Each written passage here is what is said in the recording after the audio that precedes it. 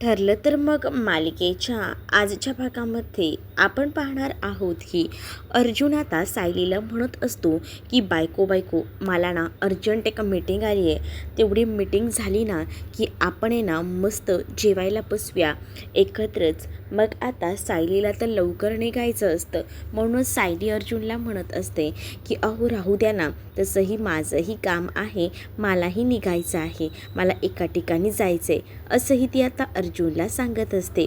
अर्जुन तिला विचारतो की तुला कुठे जायचं आहे सांग ना, म्हणजे मी तुला तिथे नंतर नेऊन सोडतो. पण आता ती विचार करते की ह्याला सांगितलं तर पुन्हा माझ्यावर चिडणार, म्हणूनच मग ती काही बोलत नाही. तेच आता अर्जुन सायलीला म्हणत असतो की बघ ना, ब्लेझरचं बटनही तुटले, जरा लावून दे ना. मग आता ती ब्लेझरचं बटन त्याला लावून देत असते. तेच आता ब्लेझरचं बटन लावून देत असताना तो आता सायलीला म्हणत असतो की तुझ्या कपाटामध्ये जे तन्वीचे फोटोज होते ना, ते मी पूर्ण आजींना परत देऊन टाकले. त्यावर आता सायली म्हणत असते की असं का केलं तुम्ही. त्यावर अर्जुन सायलीला म्हणतो की तसंही आता ते फोटोज ठेवून काय उपयोग होतं मला सांग ना, म्हणजे तुला मी सांगतोय ना की बघ, आता तर पूर्ण आजींना माहिती आहे की तू तन्वी नाही आहेस ते, मग कशाला ना ते फोटो तरी आपल्याकडे ठेवायचे आणि मग तू पुन्हा त्या गोष्टीचा विचार करतेस आणि तुला त्रास होतो. त्यापेक्षा ते फोटो न ठेवलेलेच बरे, असंही आता तो बोलू लागतो.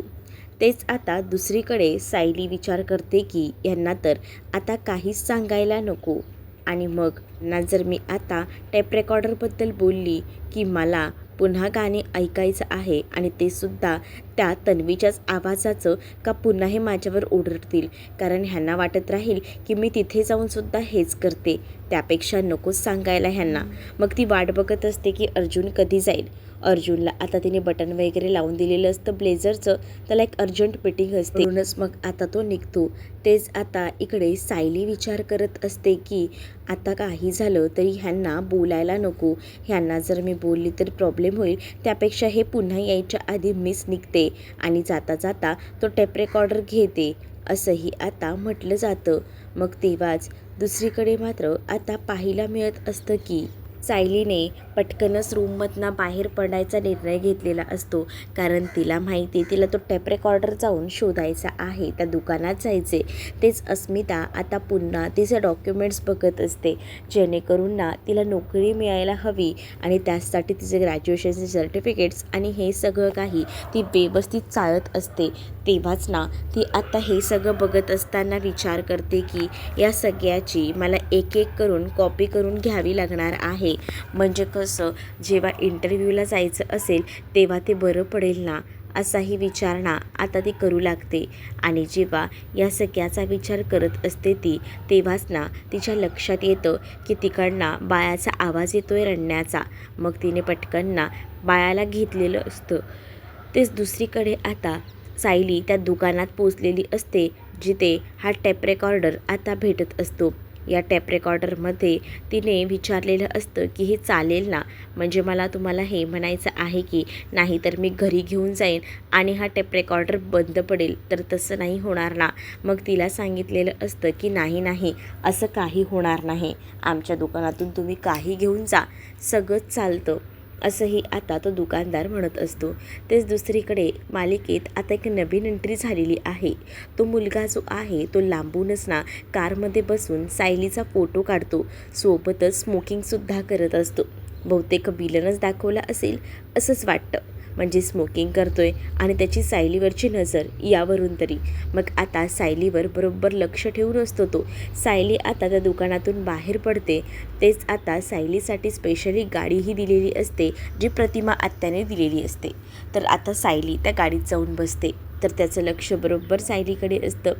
तेच आता दुसरीकडे पाहायला मिळतं, अस्मिता सगळं चेक करत असताना अचानक बाळाचा आवाज आल्यामुळे बाळाला ती हातात घेते आणि कसं शांत करण्याचा प्रयत्न करत असते, कारण तिच्यासाठी आता ते बाळही महत्त्वाचं आहे आणि असलेला जॉबही.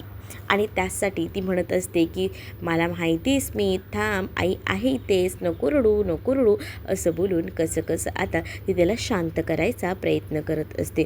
जेव्हा आता या सगळ्या गोष्टी होत असतात तेच आता दुसरीकडे पाहायला मिळतं की अस्मिताला आता इंटरव्ह्यूसाठी सुद्धा जायचं असतं आणि त्याचसाठी तिची तयारी सुरू असते. पण तिने आता ठरवलेलं असतं की घरात इतक्यात तरी कोणाला काही सांगायचं नाही, पण ती तयारीत मात्र पूर्ण असते. तेच आता बाळाला कसं कसं ती तयार करत असते, शांत करत असते, कारण तिला बाळाला शांत करून तर पुढच्या कामासाठी बाहेर पडायचं असतं. तेच आता तिला एक अर्जंटमध्ये मेसेजही आलेला असतो जॉब संदर्भात, त्यामुळे तिला आता इंटरव्ह्यूसाठी तर बाहेर पडावंच लागणार असतं. तेच दुसरीकडे सायलीने टेप रेकॉर्डर घेतलेला असतो आणि ती आता आपल्या गाडीत बसत असते. सायली जशी त्या गाडीत बसते ना तसं सायलीवर लक्ष ठेवून तो माणूस असतो सायलीच्या गाडीचा आता तो पाठलाग करत असतो. त्याच वेळेला तो फोनवर सुद्धा बोलत असतो आणि फोनवर तो सांगत असतो की हो हो हो हो बघितलंय, तिचाच पाठलाग करतोय असंही आता म्हटलं जात असतं. नक्की आता ह्याला कोणाचा फोन आला असेल आणि काय होत असेल काहीच कळायला मार्ग नाही आहे. मग तो आता स्मोक करता करता ड्राईव्ह करत असतो आणि ड्रायव्हिंग करत असतानाच ना त्याचं पूर्ण लक्ष सायलीच्या गाडीकडे असतं. तेच दुसरीकडे आता अस्मिता बाहेर पडत असते, पण जाताना सांगत असते की तिला इमर्जन्सीमध्ये ना डॉक्टरांकडे जावं लागतंय.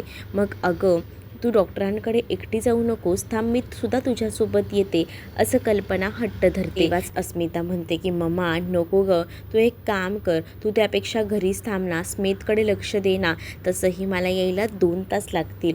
काय 2 तास? एवढा वेळ काय करतेस डॉक्टरांकडे? अगं माझं डेली रुटीन चेकअप आहे, तरीसुद्धा ना मी म्हटलं सांगून ठेवलेलं बरं, गर्दी जर असली तर, म्हणूनच मी तुला या सगळ्या काही गोष्टी सांगितल्या असंही ती आता म्हणू लागते. ओके ओके ठीक आहे. मग आता इथे स्मितवर लक्ष ठेवायला ना विमललासुद्धा सांगितलेलं असतं, पण विमलला स्मित काही नीट बोलता येत नसतं. तेच ती म्हणत असते की स्मितकडे लक्ष ठेव. अस्मित हां हां मी अस्मितकडे लक्ष ठेवते असंही ती आता बोलत असते. अस्मित नाही गं स्मित म्हटलं मी. त्यापेक्षा आता ती स्मिताला म्हणते की विमल आपण त्यापेक्षा एक काम करूया का, आपण आहे ना बाळाचं नाव असं छोटूसं का ठेवत नाही, चिंटू बाबू गोलू वगैरे असं काही. मग आता कल्पना म्हणत असते की गोलू नाव छान आहे, मलाही गोलू नावाने त्याला हाक मारायला आवडेल. मग आता कल्पना त्याचं नवीन नाव घरातलं गोलू ठेवते. ते सगळं काही आता अस्मिताला सांगते. अस्मिता म्हणते की काय गोलू, पण आता अस्मिताला बाहेर पडायचं असतं म्हणून तिला हाला हा बोलायला लागतं आणि ती आता बाहेर पडण्यासाठीच तयार असते. तेच तिला कल्पना म्हणत असते की अगं मी त्यापेक्षा एक काम करते ना, मी अश्विनला सांगते की घरातच डॉक्टरांना बोलव, गायनॅकला बोलवून घे, मग तू काय त्यांच्याशी डिस्कस करायचं आहे ते करून घे. मग अस्मिता म्हणत असते की मॉम काय आहे, राहू दे ना, मी जाऊन येते, नको काळजी करूस तू, मी ही गेली आणि ही आले, फक्त तोपर्यंत ना अस्मितकडे नाही गोलूकडे लक्ष ठेवा हां असंही आता अस्मिता बोलत असते. अस्मिता जेव्हा या सगळ्याबद्दल बोलते तेव्हा कल्पना म्हणते की हो हो ठीक आहे, मग आता तू एकटीच जातेस म्हटल्यावर मी तरी काय बोलू, जा पण पटकन लवकर ये हां असंही आता तिनं सांगितलेलं असतं. तेच आता कल्पनाने या सगळ्या गोष्टी सांगितल्यानंतर अस्मिताही म्हणते की हो गं मम्मा येते मी लवकर, आणि असं बोलून आता ती बाहेर पडत असते. खरं तर घरात ती खोटं सांगते की ती डॉक्टरांकडे चाललेली आहे, पण ती चाललेली असते ती म्हणजे आता त्या इंटरव्ह्यूला. पण घरात तिने आता तरी एवढ्या लवकर इंटरव्ह्यूचं काहीच सांगितलेलं नव्हतं. पण कल्पनाला थोडासा डाऊट येत होता की अस्मिता आपल्यापासून काही लपवत आहे का. त्याबद्दल ती विमलकडे सुद्धा बोलते, पण नको राहू दे, कारण आहे ना ती या सगळ्यातून बाहेर येते त्या सचिनच्या कटकटीतून, यातच त्यांना बरं वाटत असतं. दुसरीकडे आता सायली गाडीने निघालेली असते. गाडीने निघालेली असतानाच ना विचार तर मनामध्ये बरेच असतात. टेप रेकॉर्डर हातात घेते आणि थोडासा का होईना विचार करत असते. तेच आता तिला पाहायला मिळत असते की तिचा पाठलाग आहे ना तो मुलगा करत असतो, जो नवीन मालिकेमध्ये एंटर झालेला आहे तोच. पण आता या सगळ्या काही गोष्टी ना सायलीला माहिती. सायली मात्र आता प्रतिमाने दिलेल्या गाडीतून पुन्हा एकदा प्रवासाला निघालेली असते. तेच दुसरीकडे मात्र आता इंटरव्ह्यूसाठी पोचलेली अस्मिता ही आता इंटरव्ह्यू वगैरे देते. त्याचबरोबर तिला बाहेरही बसायला सांगितलं जातं. आमचा जो काही निर्णय असेल तो आम्ही कळवू हेही सांगितलेलं असतं. अस्मिताचा इंटरव्ह्यू तिने कसा बसा तर दिलेलाच असतो. तेच दुसरीकडे आता घरी बायको बायको ओरडत अर्जुन आलेला असतो. अर्जुन जेव्हा पुन्हा येतो तेव्हा आता कल्पना त्याला म्हणत असते की काय चाललंय तुझं, बायको बायको बोलत. अरे मग बायको कुठे, आमचं ठरलं आहे एकत्र जेवायचं. अरे तुझी बायको तर गेली की मगाशीच. काय, बायको घरात नाही आहे, थांबली नाही आहे? नाही, कशी थांबेल, नाही थांबली ती, असंही आता म्हटलं जातं. मग आता या सगळ्या काही गोष्टी बोलल्या जातात ना, तेव्हा मात्र आता ती गेली, मला तर बोलली होती की मी थांबते. अरे तसं तू गेलास ना, तशीच ती तुझ्या मागोमाग गेलीसुद्धा, असंही आता इकडे असणारी ही कल्पना सांगत असते. कल्पना जेव्हा या सगळ्या काही गोष्टी सांगते तेव्हा मात्र आता अर्जुनला तर डाऊट येत असतो की खरंच सायली पोचली का, मग काय करावं हे काही केल्यास समजत नसतं. मग दुसरीकडे तो विचार करतो की चला आपण एकदा कॉल करून विचारूया. म्हणूनच मग आता त्याने कॉल करायचा निर्णय घेतलेला असतो. तेच आता त्याने प्रतिमा आत्यांना कॉल केलेला असतो. प्रतिमा आत्यांना कॉल करून तो आता विचारत असतो की प्रतिमा आत्या, माझी बायको सायली पोचली का घरी. त्यावर प्रतिमा आत्या बोलतात की नाही, अजून तरी कुठे पोचली ती, ती तर तिकडेच गेली आहे ना, अजून तरी नाही आलेली, असंही आता सांगितलं जातं.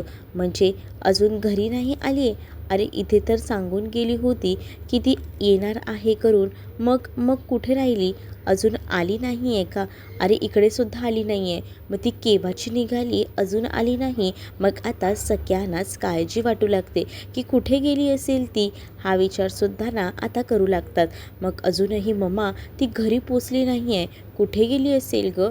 मग ही काळजी आता त्यांना वाटू लागलेली असते. प्रतिमासुद्धा आता काळजी करू लागते, कारण केव्हाची ती निघाली आहे, एव्हाना पोचायला हवी होती, अजून कशी काय पोचली नाही, ही काळजीच ना सगळ्यांना लागून राहिलेली असते. तेच आता दुसरीकडे प्रतिमा सांगत असते की ती जर आली ना तर मलाही सांगा प्लीज हां, कारण मला हे आता काळजी वाटायला लागली, असंही आता ती म्हणत असते. तेव्हाच ना हो मलाही टेन्शन आलं आहे. मग अर्जुन आणि ते बोलत असतानाच ना अचानकपणे आतमधून आवाज येऊ लागतो, कारण सायली आलेली आहे याचा. सायली आलेली आहे हे जसं दिसतं तसं प्रतिमा सांगू लागते की हे बघ अर्जुन, तुझी बायको आलीसुद्धा, पण बघ ना ही पण आहे ना त्याला काळजीत टाकून स्वतः मात्र मस्त फिरत होती, बघ आता आली. अहो माझं काम होतं मध्ये प्रतिमा आत्या, म्हणून मी थांबले, पण आता अर्जुन काळजी करतोय ना, अर्जुनला तुझ्याबद्दल काळजी वाटायला लागली, थांब घे बोलून घे.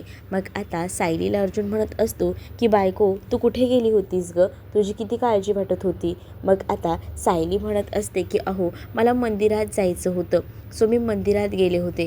काय तुम्ही पण आता मंदिरात जाताना पण तुमच्याशी बोलून तुम्हाला विचारून जायचं का, मला थोडं शांत बसायचं होतं, मग मी तेवढंही करू शकत नाही का, असंही आता सायली म्हणू लागते. त्याबरोबर अर्जुन म्हणतो की हो बायको चालेल, पण तू एवढी पॅनिक होऊ नकोस, शांत हो, असं देखील बोलून आता कसं ती शांत करायचा अर्जुनला प्रयत्न करत असते. अर्जुनचा आता फोन ठेवल्यानंतर प्रतिमा आत्या सायलीला म्हणत असतात की सायली एवढा वेळ कसा झाला यायला, आणि काय झालं, भेटलं का आपल्याला जे टेप रेकॉर्डर हवं होतं ते. तर दुसरीकडे मात्र आता हो टेप रेकॉर्डर भेटला आहे. मग टेप रेकॉर्डर कुठे आहे हेही विचारलं जातं. म्हणजे पूर्णा आजींनी टेप रेकॉर्डर अजून सांभाळून ठेवला होता, तर नाही पूर्णा आजींनी नाही सांभाळून ठेवला होता, मी खरं तर ना हा एका दुकानातून खरेदी केला आहे, असं देखील ती म्हणत असते. तेच आता आपण चला जेवून घेऊया, असंही प्रतिमा म्हणत असते. पण तेच प्रतिमाला सांगितलं जातं की नाही, आपण आहे ना आधी एक काम करूया का, आपण आधी ही CD ऐकूया आणि मग नंतर जेवूया ना प्लीज. मग आता एवढी काय घाई आहे, चालेल ना, चला ना आधी आपण आहे ना हे ऐकून घेऊया, असंही ती म्हणू लागते. मग जेव्हा ती तिला म्हणते ना तेव्हा सायलीचा हट्टापुढे काही चालणार आहे का. मग ती म्हणते मलाही बरेच दिवस झाले तन्वीचा आवाज ऐकला नाही आहे, या निमित्ताने का होईना तन्वीचा आवाज ऐकता येईल, म्हणून प्रतिमाने सुद्धा सायलीला होकार दिलेला असतो. मग सायली आणि प्रतिमा पटकनच रूममध्ये जातात, कारण त्यांना ती कॅसेट लावून बघायची असते. ते दुसरीकडे अस्मिताला बाहेर बसलेली असताना तिची फाईल आणून दिली जाते आणि आम्ही कळवतो असं देखील सांगितलेलं असतं. त्यामुळे अस्मिता आता पटकनच ना तिथून बाहेर पडते आणि जेव्हा ती तिथून बाहेर पडते ना, तेव्हा तिच्या डोक्यात ना असंख्य विचार असतात. म्हणजे तिला समजत नसतं की काय काय करू ते. त्यामुळेच ना थोडं टेन्शन तर तिच्या डोक्यामध्ये असतंच. चालत असताना सुद्धा विचार करते. अगदीच ना गरगरत असतं तिला, पण तरीसुद्धा का होईना रस्त्यावरनं ती चालायचा प्रयत्न करत असते. जेव्हा ती आता रस्त्यावरनं चालत असते तेव्हा ना समोर ना एक रिक्षासुद्धा तिला दिसत असते. मग रिक्षा दिसत असतानाच ती विचार करते की चला फायनली आपण रिक्षात बसूया.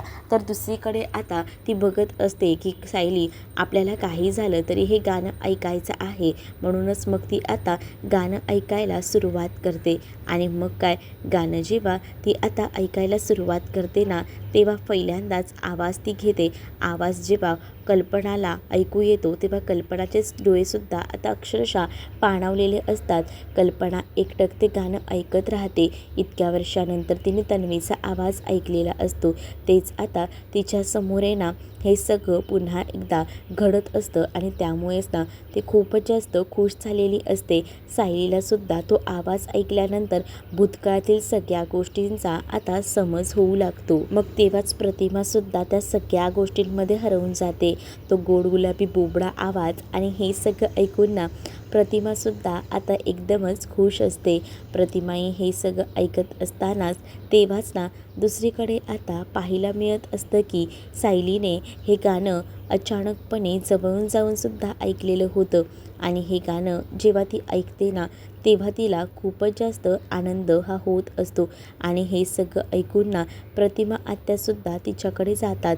तेच दुसरीकडे आता अस्मिताने एक रिक्षावाल्याला थांबवलेलं असतं आणि ती रिक्षावाल्याला म्हणत असते की तिला मेन म्हणजे घरात जायचं असं सुभेदारांच्या, तिथला ती ॲड्रेस सांगते. पण तो रिक्षावाला 200 रुपयाच्या वरती सांगतो. पण आता तिला स्वतःच्या पैशांची बचत करायची आहे आणि त्यामुळेच ना मग ती आता नाही असं म्हणते. जेव्हा ती चालत जात असते तेव्हा तिला जमतसुद्धा नसतं, पण काय करणार ना, चालत जाण्यावाचून पर्याय नसतो. तेच दुसरीकडे आता अस्मिता अजून आलेली नाही आहे. तेवढ्यातच ना अस्मिता येते. अस्मिता जशी तिथे येते ना तसं आता तिला विचारलं जातं की काय गं, कुठे गेली होतीस, झालं का काम, आणि हे काय एवढी घामाघूम का झाली आहेस तू. तेव्हाच ना ती सांगत असते की मम्मा अगं बाहेर किती गरम आहे, त्यामुळेच झालं आहे हे सगळं बघ. आणि मग काय, अगं तिकडे मला SP रोडला ना गाड्या पण भेटत नव्हत्या. मग इथे अर्जुन म्हणतो अगं पण तू आपली गाडी घेऊन का नाही गेली. तर ती म्हणते की तिकडे कुठं ऑप्शन असतो गाडी लावायचा, म्हणून मी नाही घेऊन गेले. अगं पण तू तर डॉक्टरकडे गेली होतीस ना, मग आता तू काय सांगतेस हे सगळं काही, असंही आता म्हटलं जात असतं. तेव्हाच ती म्हणते की डॉक्टरांकडेच गेले होते, पण डॉक्टर तर स्टेशनच्या दिशेला आहेत. अगं हो, डॉक्टर स्टेशनच्या दिशेला आहे तेही माहिती आहे, पण काय करू, त्यांच्या तिकडे नव्हते, त्या दुसऱ्या हॉस्पिटलला होते, मग तिकडे जावं लागलं, म्हणजे तिकडेच गेले होते, असंही आता ती सांगू लागते. मग इकडे या सगळ्या काही गोष्टी ऐकून ना कल्पनाला ना थोडा डाऊट येत असतो. कल्पना थोडा विचार करत असते की खरंच अस्मिता जे काही बोलते ते खरं बोलते का, की काही वेगळं आहे, असाही विचार ना आता मनामध्ये येऊ लागलेला असतो. तेच आता दुसरीकडे पाहायला मिळत असतं की ते जो अर्जुन आहे त्यालासुद्धा शंका येत असते आणि तोही म्हणत असतो की तुलाही वाटतंय ना की हे सगळं काही वेगळंच घडतंय. हो हो, मलाही तेच वाटते की जरा काहीतरी वेगळ्या गोष्टी घडतात, पण काय घडतंय ना मला काहीच कळत नाही आहे, असंही आता म्हटलेलं असतं. तेव्हाच ना आपण आहे ना फक्त बघत राहायचं, बघूया आपल्याला ती कधी काय सांगते ते. तेच आता दुसरीकडे पाहायला मिळत असतं की सायलीने ना ते गाणं ऐकतच ना स्वतःमध्येच हरवून गेलेली असते. दुसरीकडे आता तिला काहीच दिसत नसतं आणि त्यामुळेच ना आता ती थोडा विचार करू लागते.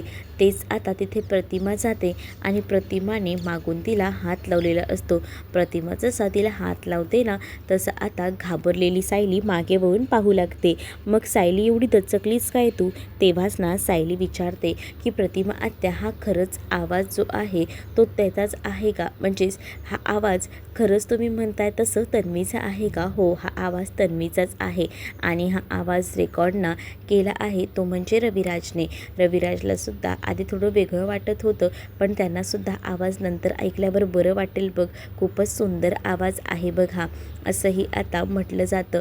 मग या सगळ्या गोष्टी ऐकून ना खूप जास्त आनंद खरं तर इकडे असणाऱ्या सायलीला होतो.